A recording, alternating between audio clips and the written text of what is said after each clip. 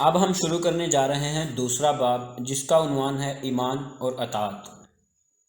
اس کے شروع میں ہم نظر ڈالیں گے اطاعت کے لیے علم اور یقین کی ضرورت پر۔ پچھلے باب میں تم کو معلوم ہو چکا ہے کہ اسلام دراصل پروردگار کی اطاعت کا نام ہے۔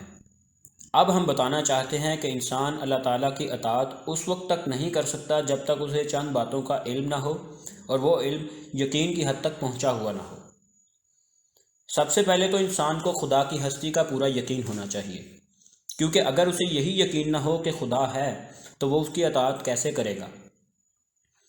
اس کے ساتھ خدا کی صفات کا علم بھی ضروری ہے۔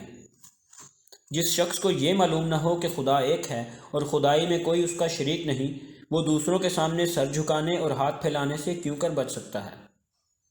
جس شخص کو اس بات کا یقین نہ ہو کہ خدا سب کچھ دیکھنے اور سننے والا ہے اور ہر چیز کی خبر رکھتا ہے، وہ اپنے آپ کو خدا کی نافرمانی سے کیسے روک سکتا ہے۔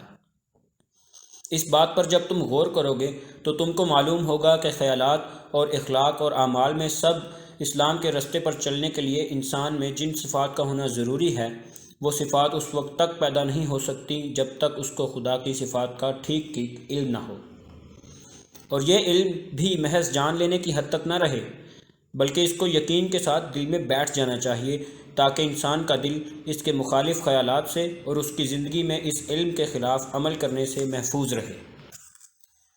اس کے بعد انسان کو یہ بھی معلوم ہونا چاہیے کہ خدا کی مرضی کے مطابق زندگی بسر کرنے کا صحیح طریقہ کیا ہے، کس بات کو خدا پسند کرتا ہے تاکہ اسے اختیار کیا جائے اور کس بات کو خدا ناپسند کرتا ہے تاکہ اس سے پرہیز کیا جائے۔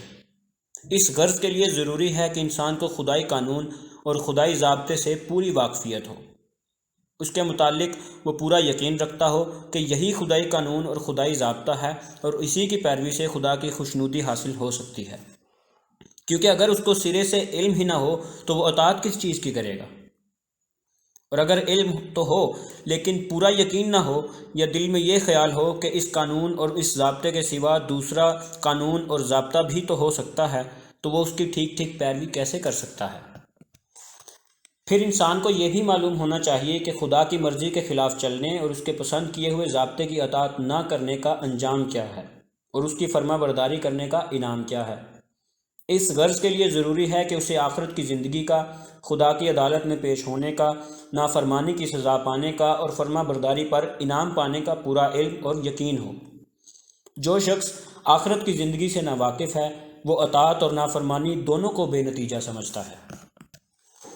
اس کا خیال تو یہ ہے کہ آخرت میں اطاعت کرنے والا اور نہ کرنے والا دونوں برابر ہی رہیں گے، کیونکہ دونوں خاک ہو جائیں گے۔ پھر اس سے کیوں کر امید کی جا سکتی ہے کہ وہ اطاعت کی پابندیاں اور تکلیفیں برداشت کرنا قبول کر لے گا اور ان گناہوں سے پرہیز کرے گا جن سے اس دنیا میں کوئی نقصان پہنچنے کا اس کو اندیشہ ہی نہیں ہے۔ ایسے عقیدے کے ساتھ انسان خدائی قانون کا کبھی مطیع نہیں ہو سکتا۔ اس طرح وہ شخص بھی اطاعت میں ثابت قدم نہیں ہو سکتا جسے آخرت کی زندگی اور خدائی عدالت کی پیشی کا علم تو ہے مگر یقین نہیں، اس لیے کہ شک اور تردد کے ساتھ انسان کسی بات پر جم نہیں سکتا۔ تم ایک کام کو دل لگا کر اسی وقت کر سکو گے جب تم کو یقین ہو کہ یہ کام فائدہ بخش ہے، اور دوسرے کام سے پرہیز کرنے میں بھی اسی وقت مستقل رہ سکتے ہو جب تم کو پورا یقین ہو کہ یہ کام نقصان دہ ہے۔ لہٰذا معلوم ہوا کہ ایک طریقے کی پیروی کے لیے اس کے انجام اور نتیجے کا علم ہونا بھی ضروری ہے، اور یہ علم ایسا ہونا چاہیے جو یقین کی حد تک پہنچا ہوا ہو۔ ایمان کی تعریف۔ اوپر کے بیان میں جس چیز کو ہم نے علم اور یقین سے تعبیر کیا ہے، اسی کا نام ایمان ہے۔ ایمان کے معنی جاننے اور ماننے کے ہیں۔ جو شخص خدا کی وحدانیت اور اس کی حقیقی صفات اور اس کے قانون اور اس کی جزا و سزا کو جانتا ہو اور دل سے اس پر یقین رکھتا ہو، اس کو مومن کہتے ہیں، اور ایمان کا نتیجہ یہ ہے کہ انسان مسلم یعنی خدا کا مطیع و فرما بردار ہو جاتا ہے۔ ایمان کی اس تعریف سے تم خود سمجھ سکتے ہو کہ ایمان کے بغیر کوئی انسان مسلم نہیں ہو سکتا۔ اسلام اور ایمان کا تعلق وہی ہے جو درخت کا تعلق بیج سے ہوتا ہے۔ بیج کے بغیر تو درخت پیدا ہی نہیں ہوتا۔ البتہ ہو سکتا ہے کہ بیج زمین میں بویا جائے، مگر زمین خراب ہونے کی وجہ سے یا آب و ہوا اچھی نہ ملنے کی وجہ سے درخت ناقص نکلے۔ بالکل اسی طرح اگر کوئی شخص سرے سے ایمان ہی نہ رکھتا ہو تو یہ کس طرح ممکن ہے کہ وہ مسلم ہو۔ البتہ یہ ضرور ممکن ہے کہ کسی شخص کے دل میں ایمان ہو مگر اپنے ارادے کی کمزوری یا ناقص تعلیم و تربیت اور بری صحبت کے اثر سے وہ پورا اور پکا مسلم نہ ہو۔ ایمان اور اسلام کے لحاظ سے تمام انسانوں کے 4 درجے ہیں۔ پہلا درجہ جو ایمان رکھتے ہیں اور ان کا ایمان انہیں خدا کے احکام کا پورا مطیع بنا دیتا ہے۔ جس بات کو خدا ناپسند کرتا ہے اس سے وہ اس طرح بچتے ہیں جیسے کوئی شخص آگ کو ہاتھ لگانے سے بچتا ہے، اور جس بات کو خدا پسند کرتا ہے وہ اس کو ایسے شوق سے کرتے ہیں جیسے کوئی شخص دولت کمانے کے لیے شوق سے کام کرتا ہو۔ یہ اصلی مسلمان ہیں۔ دوسرے درجے میں وہ لوگ ہیں جو ایمان تو رکھتے ہیں مگر ان کا ایمان اتنا طاقتور نہیں ہے کہ انہیں پوری طرح خدا کا فرما بردار بنا دے۔ یہ اگرچہ کمتر درجے کے لوگ ہیں لیکن بہرحال مسلم ہیں۔ یہ اگر نافرمانی کرتے ہیں تو اپنے جرم کے لحاظ سے سزا کے مستحق ہیں، مگر ان کی حیثیت مجرم کی ہے، باغی کی نہیں ہے، اس لیے کہ یہ بادشاہ کو بادشاہ مانتے ہیں اور اس کے قانون کو قانون تسلیم کرتے ہیں۔ تیسرا درجہ ان لوگوں کا ہے جو ایمان نہیں رکھتے مگر بظاہر ایسے عمل کرتے ہیں جو خدائی قانون کے مطابق نظر آتے ہیں۔ یہ دراصل باغی ہیں۔ ان کا ظاہری نیک عمل حقیقت میں خدا کی اطاعت اور فرما برداری نہیں ہے، اس لیے اس کا کچھ اعتبار نہیں۔ ان کی مثال ایسے شخص کی سی ہے جو بادشاہ کو بادشاہ نہیں مانتا اور اس کے قانون کو قانون ہی تسلیم نہیں کرتا۔ یہ شخص اگر بظاہر ایسا عمل کر رہا ہو جو قانون کے خلاف نہ ہو تو تم یہ نہیں کہہ سکتے کہ وہ بادشاہ کا وفادار اور اس کے قانون کا پیرو ہے۔ اس کا شمار تو بہرحال باغیوں ہی میں ہوگا۔ چوتھے درجے میں وہ لوگ ہیں جو ایمان بھی نہیں رکھتے اور عمل کے لحاظ سے بھی شریر اور بدکار ہیں۔ یہ سب سے بدتر درجے کے لوگ ہیں کیونکہ یہ باغی بھی ہیں اور مفسد بھی۔ انسانی طبقوں کی اس تقسیم سے یہ بات ظاہر ہو جاتی ہے کہ ایمان ہی پر دراصل انسان کی کامیابی کا انحصار ہے۔ اسلام خواہ وہ کامل ہو یا ناقص صرف ایمان کے بیج سے پیدا ہوتا ہے۔ جہاں ایمان نہ ہوگا وہاں ایمان کی جگہ کفر ہوگا، جس کے دوسرے معنی خدا سے بغاوت کے ہیں، خواہ وہ بدتر درجے کی بغاوت ہو یا کمتر درجے کی۔ علم حاصل ہونے کا ذریعہ۔ اطاعت کے لیے ایمان کی ضرورت تو تم کو معلوم ہو گئی۔ اب سوال یہ ہے کہ خدا کی صفات اور اس کے پسندیدہ قانون اور آخرت کی زندگی کے متعلق صحیح علم جس پر یقین کیا جا سکے کس ذریعے سے حاصل ہو سکتا ہے؟ پہلے ہم بیان کر چکے ہیں کہ کائنات میں ہر طرف خدا کی کاریگری کے آثار پھیلے ہوئے ہیں جو اس بات پر گواہی دے رہے ہیں کہ اس کارخانے کو ایک ہی کاریگر نے بنایا ہے اور وہی اس کو چلا رہا ہے۔ ان آثار میں اللہ تعالیٰ کی تمام صفات کے جلوے نظر آتے ہیں، اس کی حکمت، اس کا علم، اس کی قدرت، اس کا رحم، اس کی پروردگاری، اس کا قہر۔ غرض کون سی صفت ہے جس کی شان اس کے کاموں میں نمایاں نہیں ہے؟ مگر انسان کی عقل اور اس کی قابلیت نے ان چیزوں کے دیکھنے اور سمجھنے میں اکثر غلطی کی ہے۔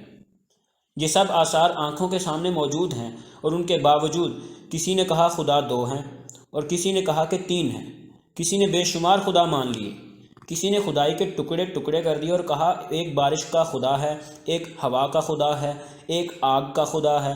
غرض ایک ایک قوت کے الگ الگ خدا ہیں اور ایک خدا ان سب کا سردار ہے۔ اس طرح خدا کی ذات و صفات کو سمجھنے میں لوگوں کی عقل نے بہت دھوکے کھائے ہیں جن کی تفصیل کا یہاں موقع نہیں۔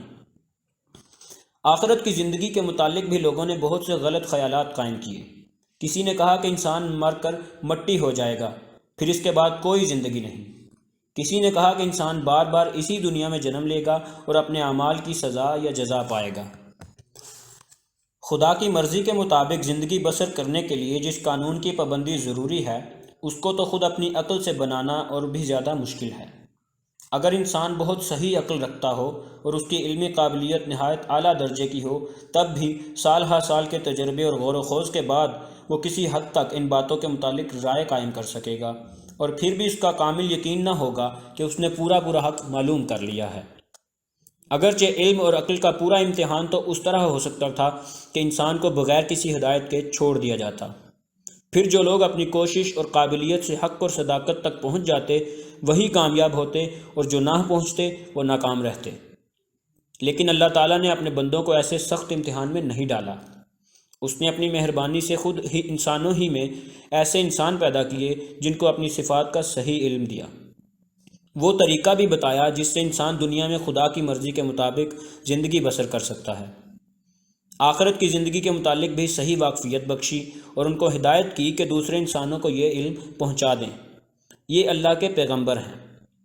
جس ذریعے سے خدا نے ان کو علم دیا ہے اس کا نام وحی ہے، اور جس کتاب میں ان کو یہ علم دیا ہے اس کو اللہ کی کتاب اور اللہ کا کلام کہتے ہیں۔ اب انسان کی عقل اور اس کی قابلیت کا امتحان اس میں ہے کہ وہ پیغمبر کی پاک زندگی کو دیکھنے اور اس کی اعلیٰ تعلیم پر غور کرنے کے بعد اس پر ایمان لاتا ہے یا نہیں۔ اگر وہ حق شناس اور حق پرست ہے تو سچی بات اور سچے انسان کی تعلیم کو مان لے گا اور امتحان میں کامیاب ہو جائے گا، اور اگر اس نے نہ مانا تو انکار کے معنی یہی ہوں گے کہ اس نے حق اور صداقت کو سمجھنے اور قبول کرنے کی صلاحیت کھو دی ہے۔ یہ انکار اس کو امتحان میں ناکام کر دے گا، اور خدا اور اس کے قانون اور آخرت کی زندگی کے متعلق وہ کبھی کوئی صحیح علم حاصل نہ کر سکے گا۔ ایمان بالغیب۔ دیکھو، جب تم کو کسی چیز کا علم حاصل نہیں ہوتا تو تم علم رکھنے والے کو تلاش کرتے ہو اور اس کی ہدایت پر عمل کرتے ہو۔ تم بیمار ہوتے ہو تو خود اپنا علاج نہیں کر لیتے بلکہ ڈاکٹر کے پاس جاتے ہو۔ ڈاکٹر کا سند یافتہ ہونا، اس کا تجربہ کار ہونا، اس کے ہاتھ سے بہت سے مریضوں کا شفا یاب ہونا، یہ ایسی باتیں ہیں جن کی وجہ سے تم ایمان لے آتے ہو کہ تمہارے علاج کے لیے جس لیاقت کی ضرورت ہے وہ اس ڈاکٹر کے پاس موجود ہے۔ اسی ایمان کی بنا پر وہ جس دوا کو جس طریقے سے استعمال کرنے کی ہدایت کرتا ہے اس کو تم استعمال کرتے ہو، اور جس چیز سے پرہیز کا حکم دیتا ہے اس سے پرہیز کرتے ہو۔ اسی طرح قانون کے معاملے میں تم وکیل پر ایمان لاتے ہو اور اس کی اطاعت کرتے ہو۔ تعلیم کے مسئلے میں استاد پر ایمان لاتے ہو اور جو کچھ وہ تم کو بتاتا ہے اس کو مانتے چلے جاتے ہو۔ تم کو کہیں جانا ہو اور راستہ معلوم نہ ہو تو کسی واقف کار پر ایمان لاتے ہو، اور جو راستہ وہ تم کو بتاتا ہے اسی پر تم چلتے ہو۔ غرض دنیا کے ہر معاملے میں تم کو واقفیت اور علم حاصل کرنے کے لیے کسی جاننے والے آدمی پر ایمان لانا پڑتا ہے، اور اس کی اطاعت کرنے پر تم مجبور ہوتے ہو۔ اسی کا نام ایمان بالغیب ہے۔ ایمان بالغیب کے معنی یہ ہیں کہ جو کچھ تم کو معلوم نہیں اس کا علم تم جاننے والے سے حاصل کرو اور اس پر یقین کر لو۔ خداوند تعالیٰ کی ذات و صفات سے تم واقف نہیں۔ تم کو یہ بھی معلوم نہیں کہ اس کے فرشتے اس کے حکم کے ماتحت تمام عالم کا کام کر رہے ہیں اور تم کو ہر طرف سے گھیرے ہوئے ہیں۔ تم کو یہ بھی خبر نہیں کہ خدا کی مرضی کے مطابق زندگی بسر کرنے کا طریقہ کیا ہے۔ تم کو آخرت کی زندگی کا بھی صحیح حال معلوم نہیں۔ ان سب باتوں کا علم تم کو ایک ایسے انسان سے حاصل ہوتا ہے جس کی صداقت، راست بازی، خدا ترسی، نہایت پاک زندگی اور نہایت حکیمانہ باتوں کو دیکھ کر تم تسلیم کرتے ہو کہ وہ جو کچھ کہتا ہے سچ کہتا ہے اور اس کی سب باتیں یقین لانے کے قابل ہیں۔ ایمان بالغیب یہی ہے۔